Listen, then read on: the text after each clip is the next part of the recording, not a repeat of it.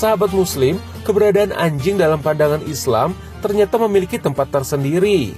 Pada zaman Rasulullah, anjing digunakan untuk berburu, menggiring hewan ternak, dan membantu pengembala dalam menjaga ternak dari serangan hewan buas.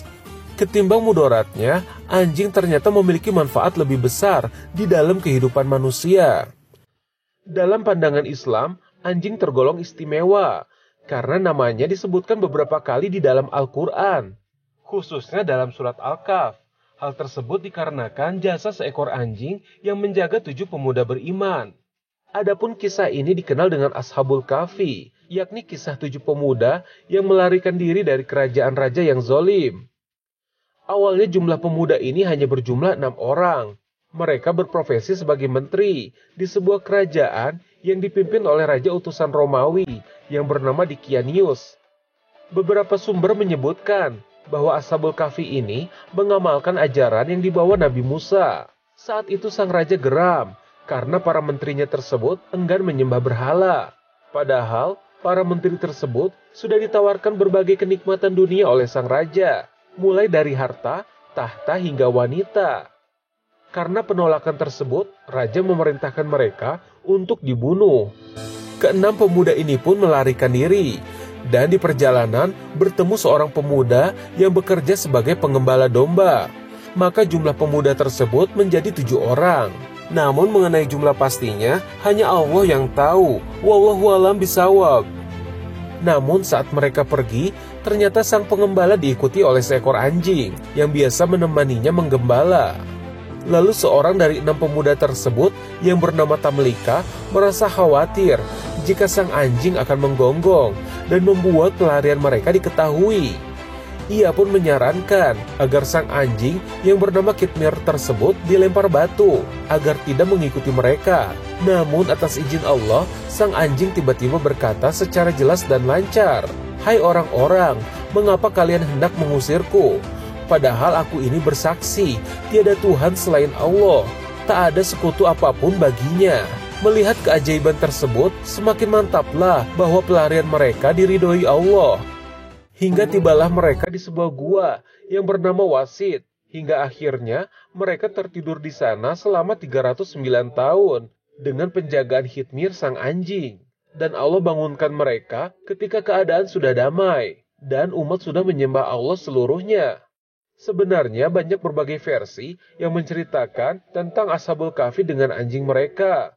Namun yang terpenting ialah makna dari kisah tersebut yang mengajarkan kita untuk tidak putus asa akan kenikmatan yang Allah berikan. Sahabat Muslim, sebetulnya Islam tidak melarang kita umat Muslim untuk memelihara anjing. Namun tentunya ada syarat-syarat yang harus dipenuhi. Hal ini berdasarkan hadis yang berbunyi, barang siapa yang memelihara anjing, kecuali anjing untuk menjaga ternak, berburu, dan bercocok tanam, maka pahalanya akan berkurang setiap 1 hari sebanyak 1 kirot. Lalu selain hal tadi, apakah ada faktor lain yang membolehkan kita memelihara anjing, layaknya memelihara kucing? Mari kita simak penjelasannya. Nah, ini ada pertanyaan menarik nih. Ini pertanyaan banyak nih pasti nih ya. Antum nih pemirsa nih ya. Bagaimana cara tetap hidup dalam syariat, namun ingin tetap bisa memelihara anjing? Ini ya. Karena kan memang anjing-anjing yang kecil-kecil gitu, aduh cute banget ya. Pasti ini awal-awal lihat, wih ini anjing lucu banget. Tapi gimana dan lain-lain dan lain-lain. Oke, kita akan bahas. Ada orang yang bilang anjing haram. Siapa bilang? Enggak, anjing nggak haram.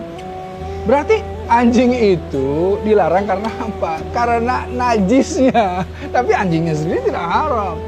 Najisnya ada di mana? Di liurnya, di hidungnya, di liurnya, dan kemudian ketika dia ada kemudian ludah atau liur yang kemana-mana, itulah yang jadi najis. Inilah yang menghalangi kita dengan ibadah, dengan sholat, kan begitu.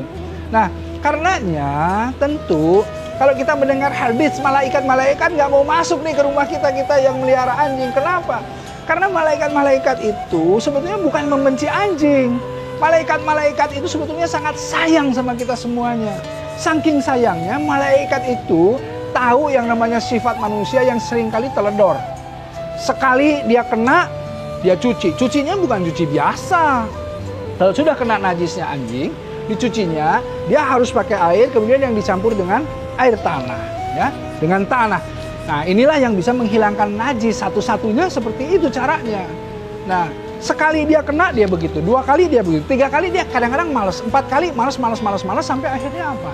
Sampai akhirnya syarat syah untuk kemudian sholatnya tidak terpenuhi. Itulah yang membuat malaikat itu tidak suka. Yang kedua, boleh nggak sebetulnya? Ya boleh-boleh saja kalau seandainya kita melihat pilihannya ingin kemudian memelihara anjing, silahkan. Tapi resikonya tanggung sendiri. Resikonya apa? Itu tadi satu ya. Kalau dipegang-pegang dan lain-lain harus selalu mampu membersihkan. Yang kedua apa? Di bekas-bekas anjing tersebut kita itu kan harus hati-hati. Harus dicuci dan cucinya juga harus pakai nanti ada air tanahnya. Karena apa? Karena bisa najis dan kemudian kita tidak bisa kemudian sholat kan di situ. Berarti ditaruh di luar. Kalau ditaruh di luar seperti apa? Sama nanti. Kalau keluar kita harus hati-hati. Akhirnya banyak dari kita semuanya yang akhirnya sabar, ikhlas, ridho. Jadi akhirnya mengganti anjing itu dengan piaraan yang lain, misalnya kucing, misalnya apa hamster dan lain-lain gitu ya. Nah, inilah yang biasa dilakukan ya. Walaupun kalau kita lihat memang para pemuda Al-Kahfi dia juga ada anjing ya kan? Ingat kan? Nah, hal-hal yang seperti ini memang bukan anjingnya yang haram, tetapi karena liurnya itu yang najis lah yang kemudian muncul tadi. Kehati-hatian yang sampai akhirnya para ulama itu menyarankan kita untuk bersabar, ikhlas dan ridho untuk tidak memelihara anjing itu. Gitu. Tidak masuk ke dalam rumah maksudnya itu. Ya? Insya Allah bisa ridho, bisa ikhlas, bisa sabar. Insya Allah bisa ya. Assalamualaikum warahmatullahi wabarakatuh.